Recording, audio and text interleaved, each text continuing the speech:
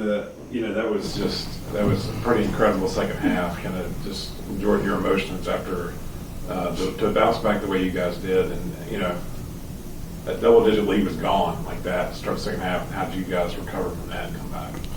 Yeah, I think it's just accepting the fact that this league is tough, and we know every single night that we got to come ready to play. We got to expect a war and a fight every single night.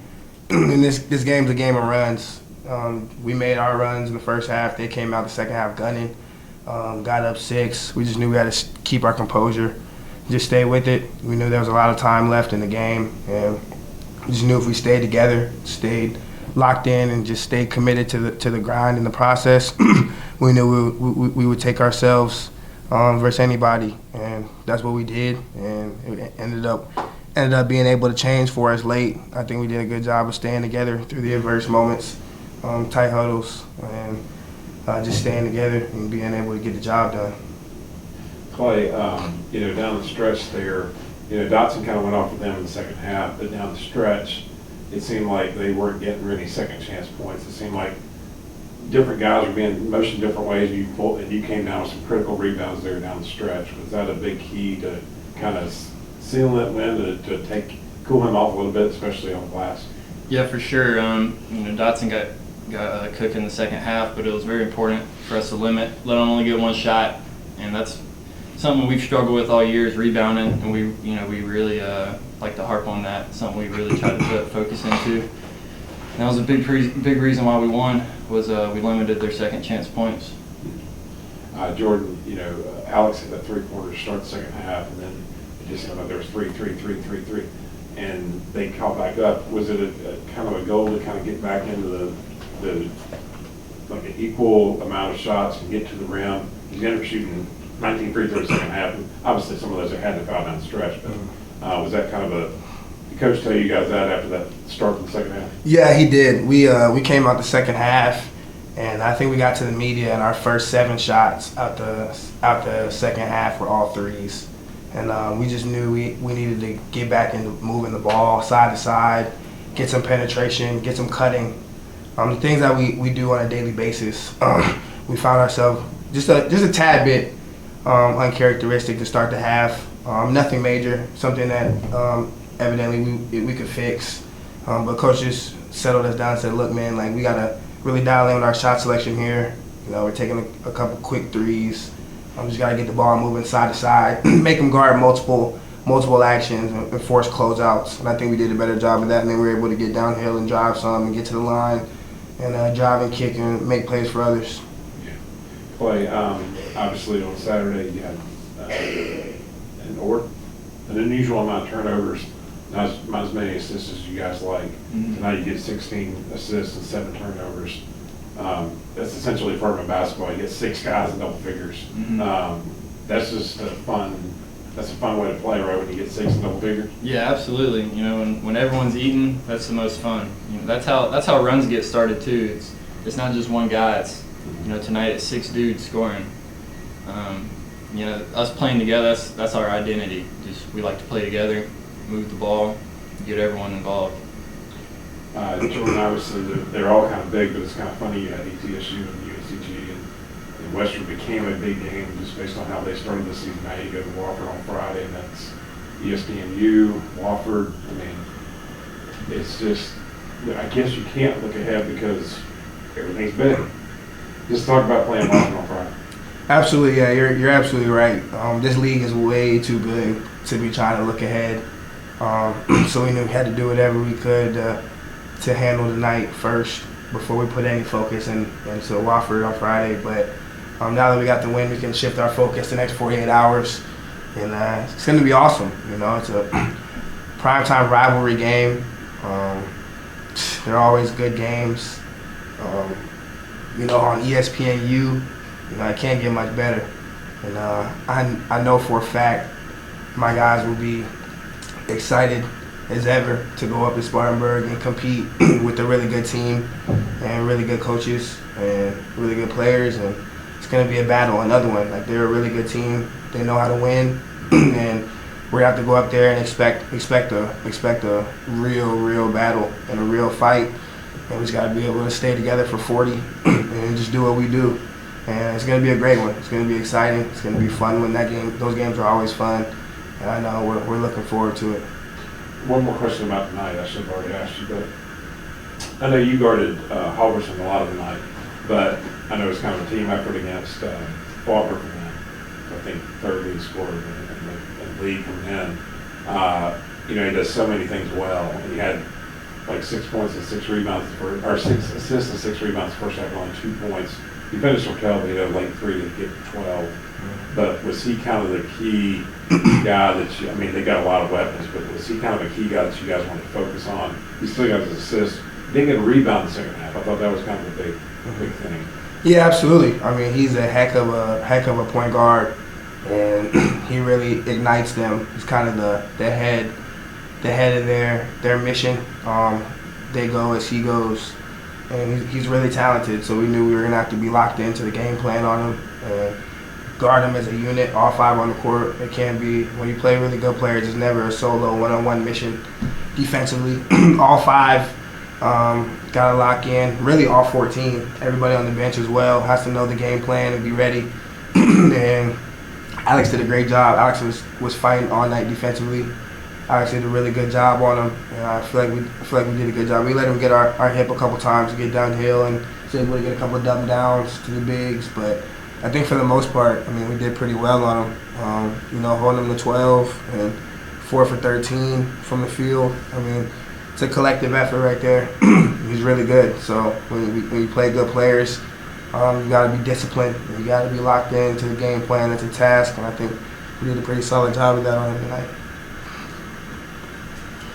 Yes, sir. Thank you.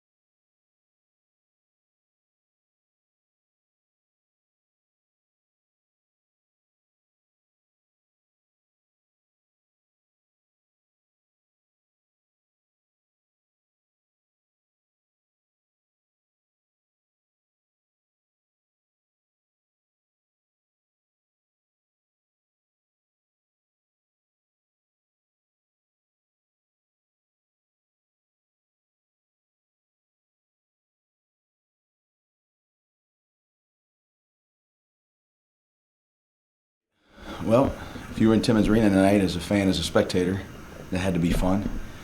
Two good teams going after it, and 2 teams that both played really, really hard. 2 good offenses, and again, two teams that just battled the whole night. And what a game! What a game! Credit to them. They've done a great job with their program, and to be being 12-3 at this point in the year, and to be 4-0 and sitting at the top of the league, it's no fluke. And Mark's done a great job. They've got an elite guard in Faulkner that's exceptional off the ball screens. He has great vision. He has a great ability to get in the paint and to finish plays at the rim. Can also stick the outside shot. And then you've got Dotson, which we know is a load. And he's an elite post player. He's a leading rebounder in the league. And so you got the leading scorer and the leading rebounder on the same team in the same game. And we knew it was going to take a fight. And I thought for 30 minutes we played pretty good defense. I thought that out of halftime, it was obviously you always want to look at it on film. I think it was more their good necessarily than our bad. I think they were playing really well. We took 7 threes out of half, which I like the 3 as much as anybody, but I like threes that are more inside out. I thought we settled early in clock and we took the first 7 out of the gate. and then they're pushing that thing down to Dotson, and they got some easy ones, and then they hit a couple from the edges, and they evaporated our margin quickly. But credit to our guys, we got a little bit of a hole, down 5 or 6, and when Faulkner hit the 3 right there, and we continued to battle, we continued to fight. A lot of guys stepped up to have 6 double-figure scores. I think that's the first time that's taken place this year. So proud of our ability to stay engaged, proud of our ability at the end of the game, not necessarily the end, but in the last run of the game when we were able to push the margin up, continue to get some stops and make some plays. Once we got downhill, I thought, and we got to the free throw line, that's really where we got our margin. And wish we would have finished a little cleaner, but I'm happy to take the win, and it's a good night to be a Paladin. Faulkner had a late 3 to get to 12 points, but at the half he had 2. He had his 6 rebounds and 6 assists, but he didn't have rebounds in the second half. And just your comments on the job that Alex Hunter and Mike possibly did on that. Yeah, I mean, Alex did a great job on him until the last play when he lets him just drill by him and shoot out a contested 3. I wasn't too happy about that. He would have been held at 9 and then the single figures had we not just given him that 3 right there. But, yeah, I mean, he's really good. I mean, Faulkner is really good. I think he came in tonight leading the league in scoring. He was 3rd in the league in assists, and he was 11th in the league in rebounding. And so it's complete guard, right? And you don't just average 18 points a game and not be a really, really good player. So, Alex did a good job on him, but to be honest with you, our whole team did a pretty good job on him. And I thought our post did a good job with their ball screen coverages for the most part. We got a little slip. We had some slippage late, and we had to make an adjustment. But, for the most part, I think we made him earn what he had to go get. And he's a hard cover. I mean, he's a really hard cover, which is why they're leading the league in offense. And he's got great vision. He knows when to get the ball out. He can really see the skip, and a lot of guards can't see it as well as he does. And so he's able to find that post guy on the late roll. He's able to find the backside 3, and then he's able to finish at the rim. So it's a hard cover. Talk about, they're such a tough matchup because of what Dotson's been doing. So they also shoot it well, side 42% tonight. Is this maybe one of the more challenging, game plans you got to put together because they do shoot the ball so well from 3? They do. I mean, they take an elite post player with an elite point guard, and then they put 3 shooters around it. That's hard. You're going to have to. And we had to talk a lot about that as a team. Like this game is going to require multiple efforts, and some of the breakdowns. You cover one action, and then you're going to have to be connected to cover the second action, and you're going to have to be able to scramble, and you're going to have to be able to get to the backside, and so it presents a lot of challenges. But they're not 12-3 and taking Florida State to the wire because they don't have great offense and they don't have great players. And I'm just proud of our guys for being able to get the critical stops. I thought we had a stretch there late where we were able to get multiple stops. And I thought that was the key point of the game, was to be able to finish on the defensive end and to generate those stops at the end of the game. He really defended well against us in the first half, and then, like you say, he went off. But I think with 7.5 minutes to go, he had 18 points and 9 rebounds. So the last 7.5 minutes, and I think he had 1 foul at that point. He has 3 points, 2 rebounds, the rest of the way he fouls out. What did y'all get back to in those final 7.5 minutes or so? Well, I think we were a little bit tighter in our fronts would be my first observation. You got to do your work early on him, and if he gets to catch on his spots, he's just too good. I mean, and plus he's coming back home. This is home to him. He's got a bunch of family and friends here. He's going to play well here, and he's a great player. Seems to be a great kid, and I got a ton of respect for him. He is a tough cover, and so you've got to make sure how you're going to play the ball screen is going to impact your post defense. They're going to go hand in hand because he's going to go up and set him. He's going to roll it, and then he's going to try to fight for position down there. And so we were showing on the ball screen, and we pulled off of our hedges a little bit just to be able to recover to him a little sooner, to try to pray that we could keep it out of there, because once he got it in there, it was a tough match.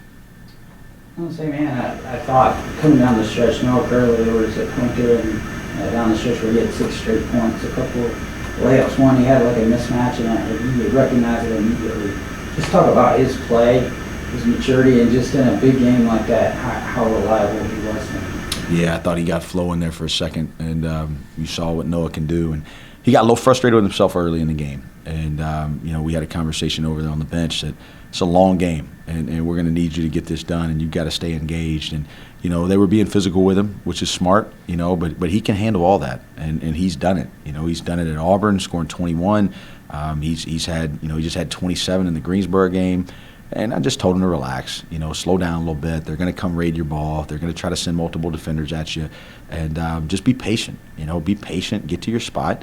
If they send help, make the plays on the backside and, just play. Don't allow the emotions of the game to get the best of you. And I thought he did a great job after halftime of just settling in and made some big plays, got some big rebounds, and, 13 points. So that shows you with his assist. I mean, he led us tonight in assist, he and Jordan and Clay, right? Noah, Jordan, Clay getting 12 assists, really, of our 16, right? And that shows you that's connection, right? To have 6 double-figure scores, but then you're statistically your 3 best players distributing and being willing to make the plays. I thought that was critical to get our second half offense, out of a little bit of a rut that we got in kind of in the middle of the, early to middle of the half. And he's getting better at that, just take your time. When he gets sped up and he doesn't always see where the help's coming from, sometimes he can get in trouble there.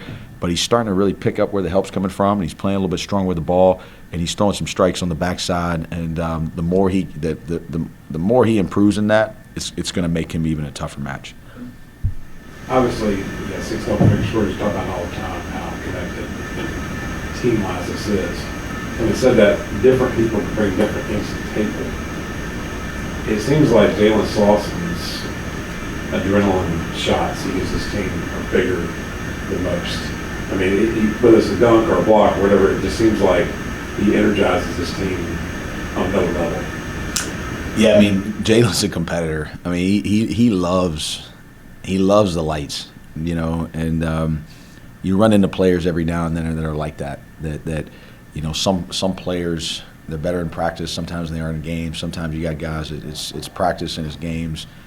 When the lights turn on and this guy's adrenaline gets going and he starts flying around, watch out, And I tell you, I really do think the play of the game was his tip in. I think when he came in there and he made that play and he got that tip in, that was a hard play and that was a tough play. And I thought it set the tone for a second there, and it just kind of energized the building, energized the fans.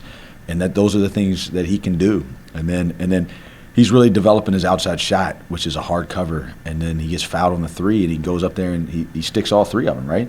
And so, I mean, how many 5 men do you have that are going out there and getting fouled on 3s, going up to the line, sticking all 3 free throws, and then getting a monster tip in on an offensive rebound? And then he also had a really good finish down there in traffic. When that ball was kind of loose, and he gathered it and he scored it.